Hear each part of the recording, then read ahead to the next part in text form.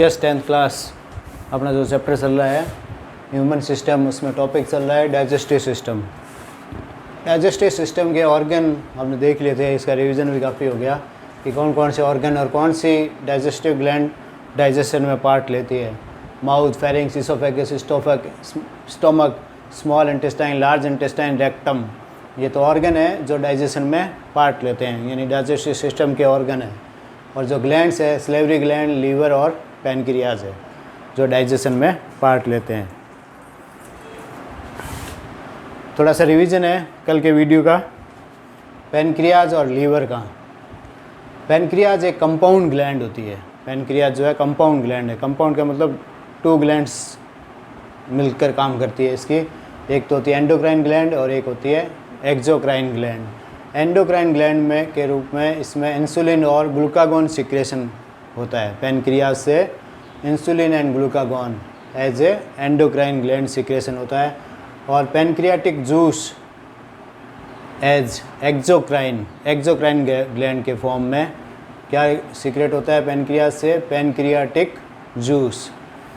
इसके जो एंजाइम होते हैं, पैनक्रियाटिक जूस में जो एंजाइम होते हैं वो हेल्प करते हैं डाइजेशन में प्रोटीन, फैट, कार्बोहाइड्रेट इन इंटेस्टाइन में इसके जो एंजाइम है वो हेल्प करते हैं प्रोटीन, फैट, कार्बोहाइड्रेट के डाइजेशन में। पैनक्रियाटिक जूस में जो एंजाइम होते हैं वो प्रोटीन, फैट, कार्बोहाइड्रेट का डाइजेशन करते हैं इंटेस्टाइन में, ठीक है। इंसुलिन और ग्लूकागोन जो एंडोक्राइन ग्लैंड के रूप में सीक्रेट करता है पैनक्रियाज, वो क्या करता है? दोनों मिलकर insulin and glucagon together control level of glucose in the body.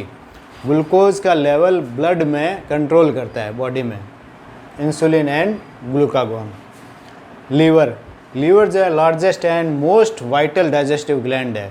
Largest है यानी सबसे बड़ी है। कंपटीशन में कई बार ये पूछा जाता है कि लार्जेस्ट इंटरनल ऑर्गन कौन सा होता है ह्यूमन बॉडी में, तो लार्जेस्ट इंटरनल ऑर्गन लीवर होता है। अगर ये पूछा जाए लार्जेस्ट ऑर्गन कौन सा होता है ह्यूमन बॉडी में, तो वो स्किन होता है, ठीक है। इंटरनल ऑर्गन में लीवर सबसे बड़ा है। From front it appears to be divided into 2 parts. Front से देखने पर ये जो लीवर है वो 2 पार्ट्स में डिवाइड होता हुआ दिखाई देता है। उसके 2 पार्ट्स अपने को दिखाई देते हैं जिनको हम राइट एंड लेफ्ट लॉब बोलते हैं। लेकिन फ्रंट से बॉटम की तरफ अगर देखते हैं तो उसमें 2 एक्स्ट्रा लॉब भी विजिबल होते हैं, दो लॉब और दिखाई देते हैं।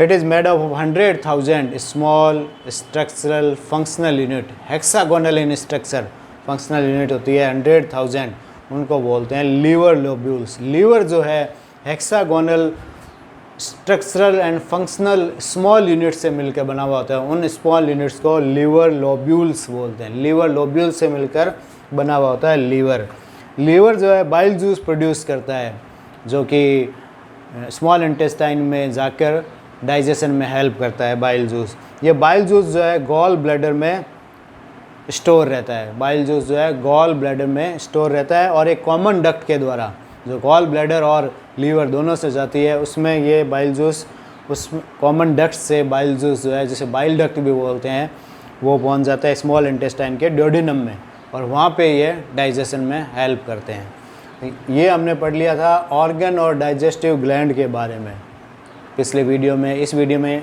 पैनक्रियाज और लीवर का रिवाइज भी हुआ है।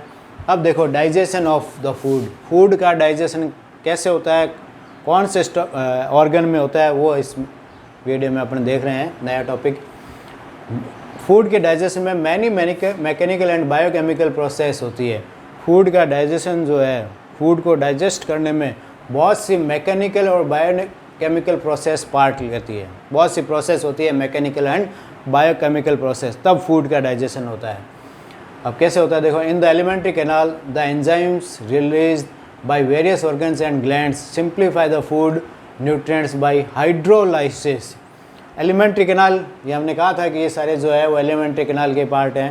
तो एलिमेंट्री कैनाल में जो एंजाइम्स रिलीज़ होते हैं वेरियस ऑर्गन और ग्लैंड्स के द्वारा, जो एंजाइम्स अलग अलग ऑर्गन और ग्लैंड्स के द्वारा रिलीज़ होते हैं, वो फूड को सिंप्लीफाई करते हैं, फूड न्यूट्रिएंट्स को सिंप्लीफाई करते हैं हाइड्रोलाइसिस के द्वारा, ठीक है। हाइड्रोलाइसिस को हिंदी में बोलते हैं जल अपघटन, यानी तोड़ना, लाइसिस करना, टूटना। फूड न्यूट्रिएंट्स को सिंप्लीफाई करते हैं हाइड्रोलाइसिस के द्वारा। एंजाइम जो ऑर्गन और ग्लैंड्स के द्वारा रिलीज होते हैं एलिमेंट्री कैनाल में, वो फूड न्यूट्रिएंट्स को हाइड्रोलाइसिस के द्वारा सिंप्लीफाई करते हैं, यानी डाइजेशन करते हैं फूड का। की एंजाइम्स वर्किंग इन डाइजेशन। अब डाइजेशन में कौन कौन से की एंजाइम्स है जो वर्क करते हैं, वो एक समरी है। कार्बोहाइड्रेट डाइजेस्टिंग एंजाइम, जो एंजाइम कार्बोहाइड्रेट का डाइजेशन करते हैं वो कौन कौन से हैं? एमाइलेज, माल्टेज एंड सुक्रेज, ये कार्बोहाइड्रेट का डाइजेशन करते हैं enzyme, amylase, maltase and sucrase. Protein digesting enzyme, protein digesting enzyme कौन कौन से हैं? ऊपर वाले तो कार्बोहाइड्रेट डाइजेस्टिंग थे, ये प्रोटीन डाइजेस्टिंग है। Trypsin, chymotrypsin, pepsin, trypsin, chymotrypsin और पेप्सिन, ये प्रोटीन का एंजाइम करते हैं, सॉरी डाइजेशन करते हैं। ये एंजाइम जो है प्रोटीन का डाइजेशन करते हैं। फैट डाइजेस्टिंग एंजाइम लाइपेज है, फैट का डाइजेशन कौन करता है? Lipase enzyme. Nucleases, nucleotidase, nucleotidase and nucleosidase. Nucleotidase और न्यूक्लियोसिस जो है न्यूक्लिक एसिड या न्यूक्लियोजेज का जो है डाइजेशन करते हैं ये एंजाइम दोनों, न्यूक्लियोटाइडेज एंड न्यूक्लियोजेज। अब जो हमारा फूड जो है वो इनटेक होता है माउथ में, माउथ में उसका डाइजेशन स्टार्ट हो जाता है, जो हमने माउथ में पढ़ा था, माउथ के बक्कल कैविटी में। माउथ की बक्कल कैविटी में जो स्लाइवा होती है, वो स्लाइवा जो है, स्लाइवा में क्या होता है, एक तो म्यूकस होता है और एक लिक्विड होता है, सीरम लाइक लिक्विड। वो दोनों फूड को एक लसलसा बना देते हैं, जिसको उस फूड को उस समय क्या बोलते हैं? बोलस बोलते हैं। और ये बोलस जो है वो फेरिंग्स और इसोफेगस से होता हुआ स्टोमक में पहुंच जाता है। ये फूड जो बोलस फॉर्म में आ गया वो फेरिंग्स और इसोफेगस से होता हुआ कहाँ पहुंच जाता है? स्टोमक में। हमारी जो बक्कल कैविटी में स्लाइवा होती है, स्लाइवा में जो एंजाइम होता है उसको टाइलिन और एमाइलेज बोलते हैं, या तो टाइलिन बोल सकते हैं या एमाइलेज भी बोलते हैं। स्लाइवा में जो एंजाइम होता है जो फूड का डाइजेशन करता है वो टाइलिन और एमाइलेज होता है। वो क्या करता है कि फूड का हाइड्रोलाइटिक डिकम्पोजिशन स्टार्ट कर देता है। और कौन से फूड आइटम का? कार्बोहाइड्रेट का। फूड न्यूट्रिएंट कौन सा, किसका? हाइड्रोलाइटिक डिकम्पोजिशन करता है कार्बोहाइड्रेट का। और वो माउथ में इसका डिकम्पोजिशन जो है 30% हो जाता है। और स्टार्च जो है वो माल्टोज में कन्वर्ट हो जाता है, स्टार्च माल्टोज में। हमने पढ़ा था पहले भी पिछले वीडियोज़ में कि स्टार्च का डाइजेशन स्टार्ट हो जाता है माउथ में, तो स्टार्च जो है वो माल्टोज में कन्वर्ट हो जाता है।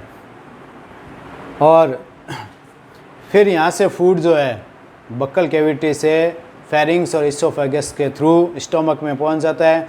स्टोमक की जो लिनिंग होती है उसमें से म्यूकस, HCl और प्रो एंजाइम पेप्सिनोजन का सिक्रेशन होता है। स्टोमक की लिनिंग से म्यूकस, HCl और प्रो एंजाइम पेप्सिनोजन का सिक्रेशन होता है। प्रो एंजाइम पेप्सिनोजन क्या करता है? पेप्सिन को एक्टिव करता है, यानी पेप्सिन एंजाइम को बना देता है। म्यूकस जो कौन सी सेल से सीक्रेट होता है? स्टोमक की फोवेलर सेल से, फोवेलर सेल से म्यूकस सीक्रेट होता है स्टोमक की। और HCl जो है वो ऑक्जेंटिक सेल से सीक्रेट होता है। HCl हाइड्रोक्लोरिक एसिड जो है वो ऑक्जेंटिक सेल से सीक्रेट होता है। इस हाइड्रोक्लोरिक एसिड का वर्क क्या होता है कि ये फूड को एसिडिक मीडियम प्रदान करता है, प्रोवाइड करता है, फूड को एसिडिक मीडियम प्रोवाइड करता है HCl, जिससे कि पेप्सिन एंजाइम काम कर सके। अगर ये HCl नहीं हो तो पेप्सिन एंजाइम काम नहीं करेगा, क्योंकि ये पेप्सिन एंजाइम जो है वो एसिडिक मीडियम में काम करता है। तो ये जो HCl है वो ऑक्जेंटिक सेल से क्या होता है? सीक्रेट होता है, ठीक है।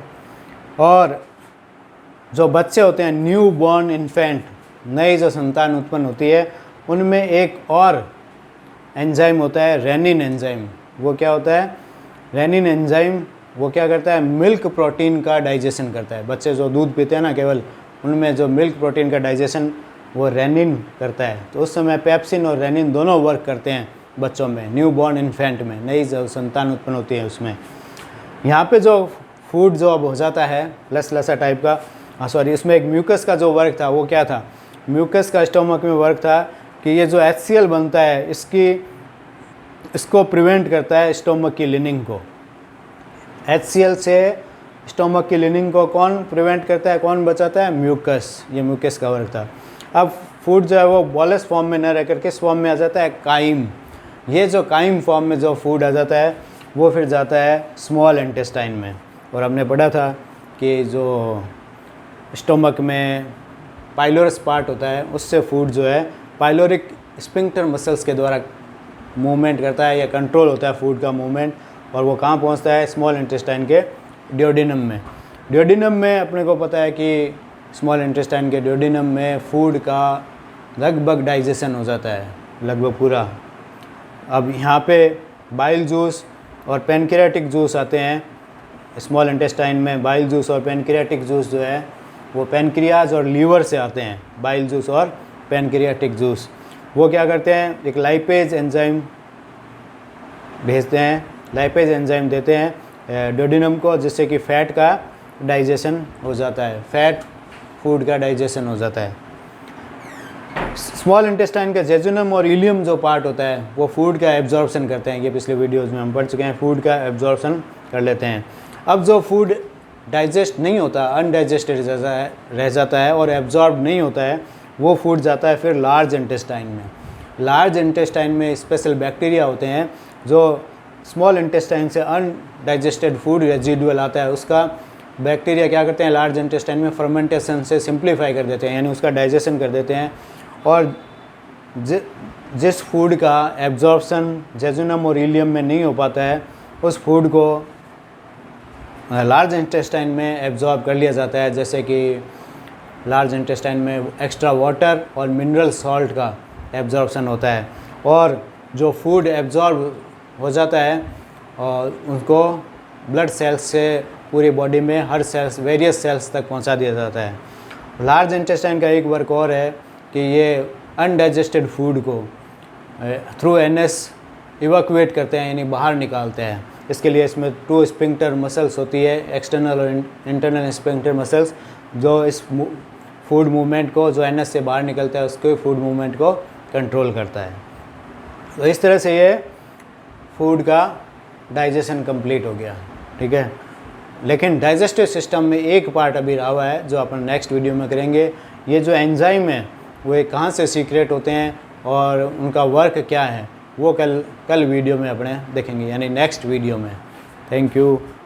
अगर आपको ये समझ में आ गया है तो इस वीडियो को लाइक, शेयर और सब्सक्राइब मेरे चैनल को अगर अभी तक नहीं किया है तो ज़रूर करना। Thank you.